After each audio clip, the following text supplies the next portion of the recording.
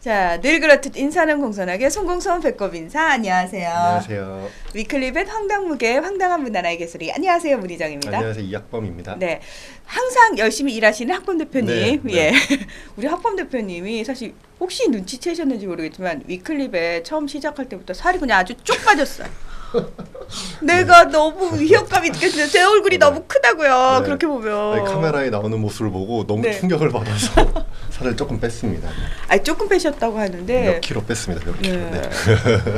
아니 이렇게 그냥 나 빼야지 하면 빠진다라는 거는 참 복 받으신 겁니다. 열심히 했습니다. 네. 예.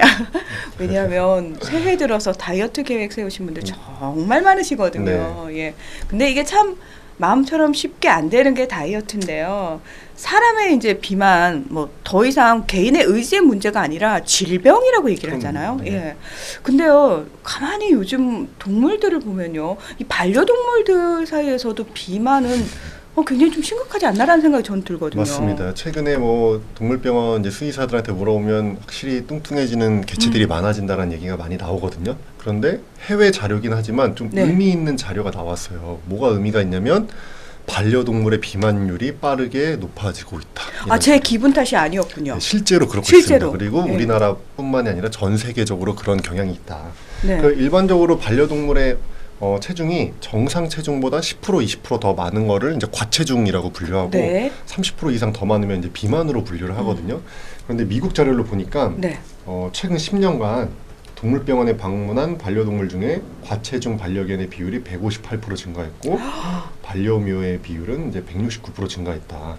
또 다른 자료를 보면요. 네. 2005년, 2006년 자료에 과체중 개가 29%, 비만 개가 5.1%, 합치면 34.1%, 그리고 과체중 고양이가 28.7%, 비만 고양이가 6.7%, 합치면 35.4%였다는 통계 자료가 있는데요. 네. 정확히 10년 뒤에 2016년에 조사해 봤더니 반려견의 54%가 과체중 비만, 반려묘의 59%가 과체중 비만인 것으로 나타났거든요. 그러니까 10년 전보다 각각 20%포인트 이상 과체중 비만 비율이 올라갔다, 이런 결과가 나와서요. 쉽게 말하면 지금 반려동물, 개, 고양이 두 마리 중에 한 마리가 과체중 비만이다, 이렇게 볼 수 있습니다. 지금 이제 미국의 수치를 말씀을 네, 해주셨는데 미국의 수치긴 합니다만 짧은 기간 안에 그 증가하는 수치 자체가 굉장히 너무 속도가 높아서 빠르죠. 네. 예, 좀 상당히 조금 충격적이기도 한데 네.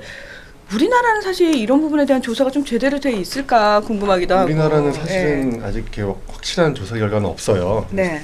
작년에 펫사료 협회에서 설문조사를 진행했을 때 이제 평균적으로 반려견이 뭐 7.4kg였다, 뭐 고양이가 5.6kg였다, 뭐 이런 게 있기는 한데요. 네. 뭐 품종마다 워낙에 이제 차이가 있기 때문에 어떤 유의미가 있다고 볼 수는 없고요. 네. 대신에 우리나라도 물어보면 사실 빠르게 늘고 있다는 건 알 수는 있습니다. 네, 뭐 산책 나온 개들을 봐도 예전에 비해서는 많이 좀 그런 걸 알 수 있죠. 알 수 있어요. 네. 그리고 왜 지인의 집에 갔는데 이건 누가 봐도 뚱땡인데 개냐 돼지냐 뭐 이러고 사람들이 왜 장난치시잖아요. 맞아요. 네. 예.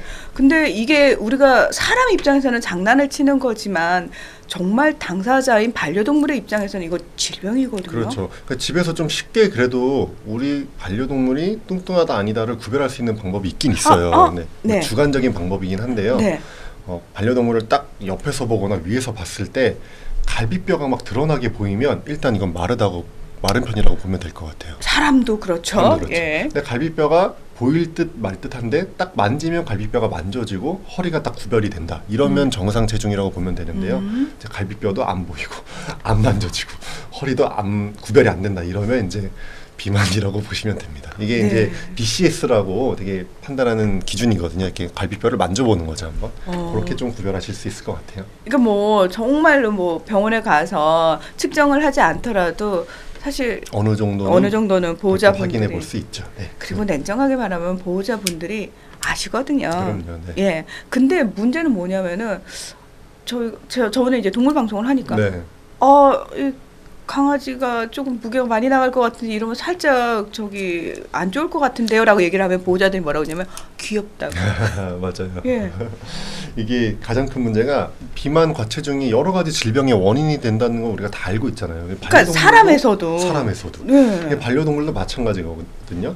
그 리버풀 수의과대학의 알렉스 점원 교수님이라고 유명한 교수님이 계신데 그분이 쓴 논문에 따르면은 이 비만인 반려동물이 당뇨, 뭐 갑상선, 부신피질 기능 항진증 이런 내분비성 질환은 물론 심장 질환, 고혈압, 관절 질환, 호흡기 질환, 심지어 피부병, 암 유발, 면역 저하 그러니까 모든 면에서 악영향을 미친다는 결과가 있고요.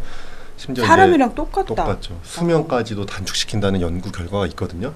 그런데 지금 문하나님이 얘기하신 것처럼 문제점은 이 반려동물 보호자분들이 그걸 모르는 거예요. 별로 심각하게 생각 안 하세요. 솔직히. 그러니까 뚱뚱하고 살을 빼야 된다라고 해도 귀엽다고 보시고 그래서 오히려 더 행복해하시고 이런 분들이 많거든요. 근데 이게 또 조사된 결과가 있습니다.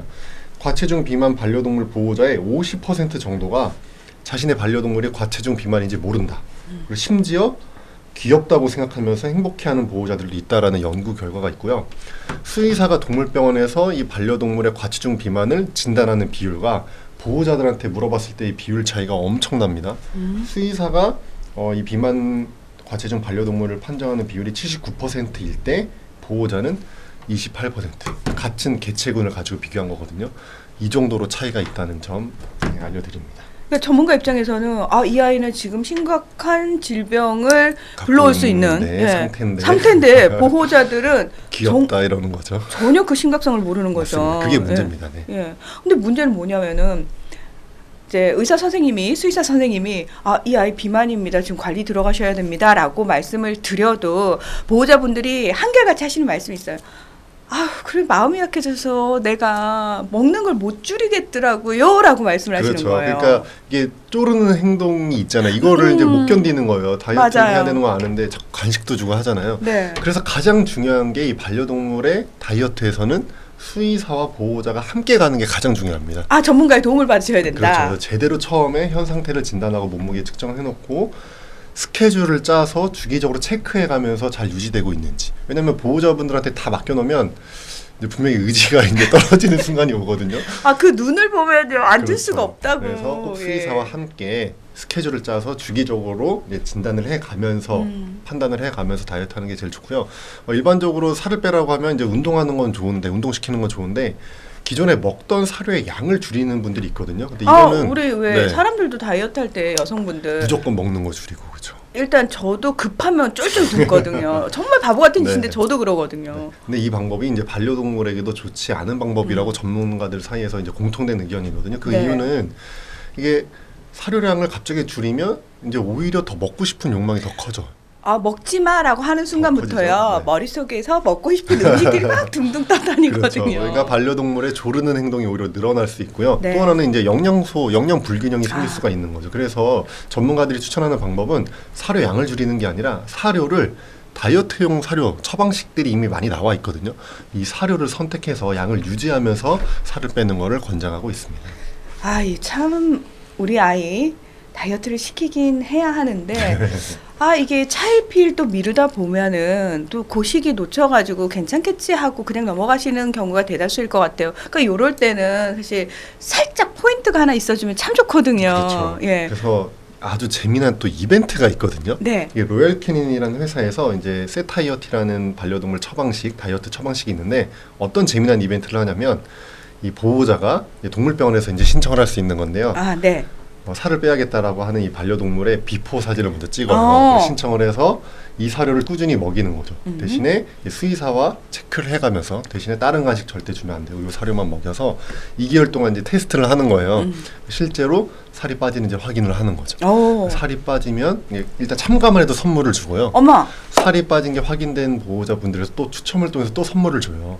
그러니까 이런 식으로 재미나게 사료회사와 수의사와 보호자가 함께 반려동물의 다이어트를 할 수 있는 방법들도 이제 나오고 있거든요. 그래서 이런 걸 한번 해보시는 것도 좋을 것 같아요. 이거 뭐 선착순으로 마감되고 이런 거 혹시 없나요? 그것까지 저도 자세히 확인해보지 못했는데요. 한번 뭐 이런 이벤트가 있으니까요. 가까운 동물병원에서 확인해보시면 될 것 같습니다. 이거는 좀 동네방네 소문을 좀 많이 내주시고요. 사실은요.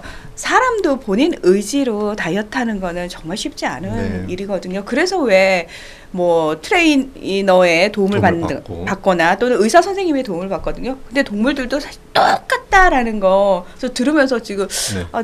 저한테 굉장히 도움이 많이 네. 되는 말씀을 해주셔가지고 네. 다이어트 할 때 진짜 이렇게 해야 되겠구나라는 생각을 하게 됐는데요. 2018년 올해는요, 뭐 반려인들뿐만 아니라 우리 반려동물의 건강을 위해서라도 다이어트를 꼭 실천해보는 그런 해가 되면 어떨까? 예, 그러니까 목표를요 본인 목표만 세우지 마시고 우리 반려동물의 목표도 함께 세우는 그런 해가 됐으면 참 좋겠고요. 중간에 저희가 한번 이 다이어트와 관련해서 또 중반쯤에 말씀을 드리면서 잘하고 계시죠? 라고 점검을 좀 해드리도록 하겠습니다. 자, 이번 주 위클리 벳은 여기서 마무리하겠습니다. 함께해 주셔서 고맙습니다. 감사합니다.